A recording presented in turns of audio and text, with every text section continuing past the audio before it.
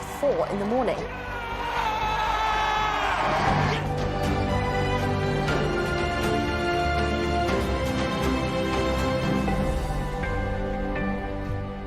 An Al Jazeera investigation working with Lighthouse Reports and other media partners has uncovered evidence of the illegal forced return of asylum seekers, including minors, in inhumane conditions from Italy to Greece. The investigation has discovered evidence of unofficial prisons in commercial ferries on routes between the two countries. The asylum seekers describe being locked in small rooms without food or water. Jonah Hull reports from Bari in Italy. Across the Adriatic Sea from Greece, the port of Bari in southern Italy. It's one of a number of ferry routes used by migrants and refugees from countries like Iraq, Syria and Afghanistan, who risk their lives stowed away in hidden compartments on trucks. The crossing between different Greek and Italian ports can take between 9 and 30 hours. Some die trying. Others are discovered on board and handed to the Italian police. People have told us about violence and acts of force, about being locked up, about being dragged from the ferry. One person had an epileptic attack and was, let's say, dragged and kicked by the crew. One woman told us of invasive searches of her intimate parts. It's alleged they're often not provided with translators as required by law, and that some are prevented from claiming asylum before being returned to Greece, locked in the vessel they arrived in, occasionally leaving a sign they were there, etched on the wall. This man pictured himself in May last year, handcuffed to the railings on a ferry bound for Greece.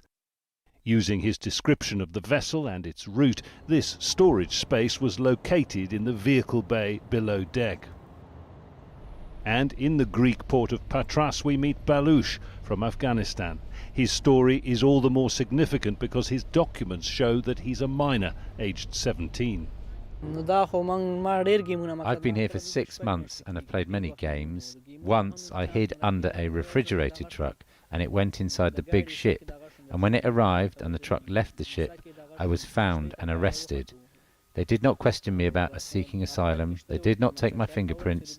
They just put me inside a small room and sent me back to Greece.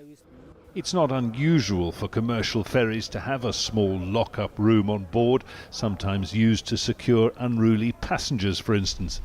On this one, we found a holding cell that crew were heard to refer to as the prison. Well, I'm approaching now the upper vehicle deck of this ferry that shuttles between the Italian port of Bari and the Greek ports of Patras and Hybomytsa. And here, in the bow of the vessel, is a metal box, angular, unprepossessing, until that is, look inside. There's nothing more than a sheet and cardboard on the floor. Words identified as Kurdish are scrawled on the wall, but they're illegible. Responding to our investigation, the ferry company concerned said it fully complies with national and international law. Actions, behaviours and practices such as these, it wrote, have never taken place on any of its vessels.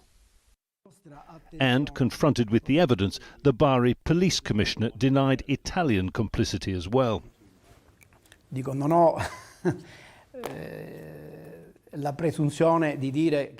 wouldn't dare to say that it doesn't happen. I've seen the pictures of that person handcuffed, but I don't know the context or where it took place. Il contesto è il luogo dove ciò si avviene, sulla nave peraltro. Dove noi non andiamo, questo è... And now my colleague's telling me that the police don't even get on the ship. This is an important point. We hand the migrant to the ferry crew and he's then handed over to the ferry captain. A tacit admission that forced returns do take place, but a defence that activists find unconvincing. I am certain that the Italian police are aware, the border police. A lot of this is done by or in front of the Italian police. We denounce not only that these forced returns are illegitimate, but also that they take place without formal procedures, with no record of what actually happens. In fact, the numbers are impossible to find out. In 2014, the European Court of Human Rights found that Italy had illegally detained and returned 35 asylum seekers by ferry to Greece. The Italian government has since insisted the practice no longer occurs. Yet our investigation has heard testimony from 8 people who've been forcibly returned from Italy to Greece in just the past 12 months. Jonah Hull, Al Jazeera, in Bari, Italy.